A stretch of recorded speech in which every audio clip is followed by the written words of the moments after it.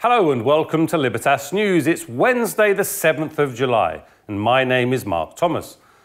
Whereas the rest of Croatia saw a drop in tourism numbers in July, Dubrovnik is clearly on the top of many travellers' lists and bucked the national trend by recording a growth in tourism numbers in July.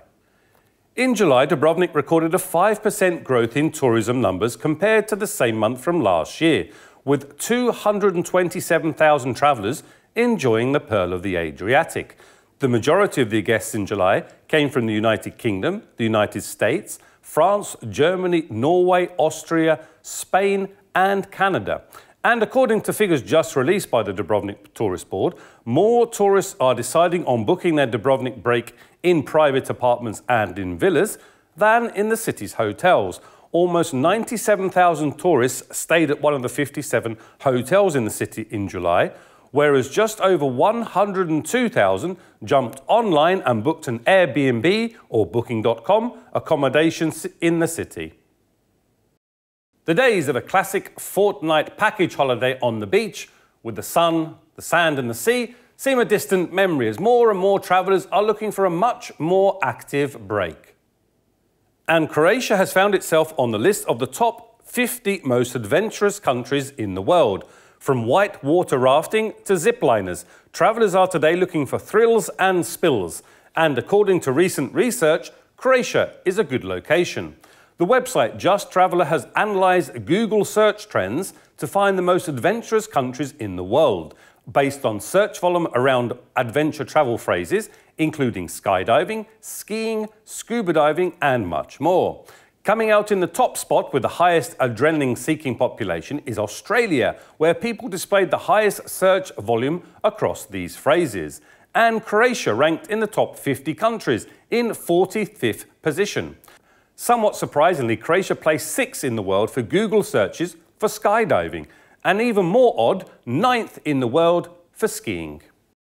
Dubrovnik Airport is certainly having a year to remember, with more and more passengers and more international flight connections than ever before. Figures just released by the airport show that July was yet another record-breaking month.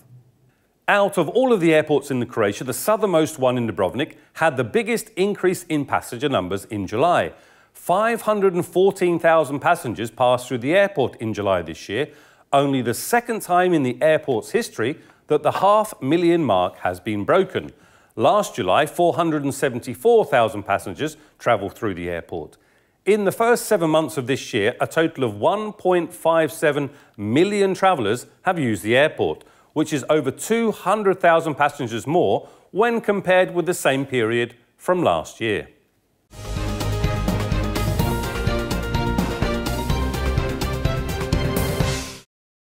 A concert with a strong Dubrovnik connection tonight, as the Dubrovnik-born singer Ibrica Jusic will perform in the heart of the old city. The concert starts at 10 o'clock tonight on the steps of the St Blaise Church, and entrance into the concert is free of charge. The 70th Dubrovnik Summer Festival continues tonight with a touch of Dubrovnik on the menu. The renowned Dubrovnik folklore ensemble Linjo will perform tonight at 9:30 on the Revelin Fortress Terrace. And it should be a very magical evening.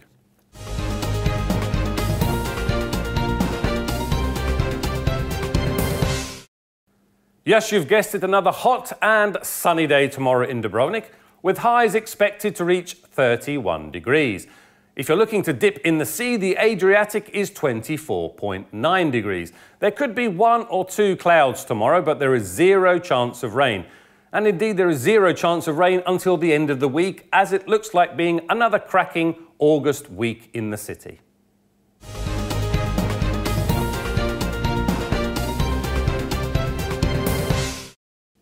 Encompassing the city and stretching for 1.9 kilometres, the Dubrovnik city walls are the #1 tourist attraction in the city and the most recognisable symbol of the Pearl of the Adriatic.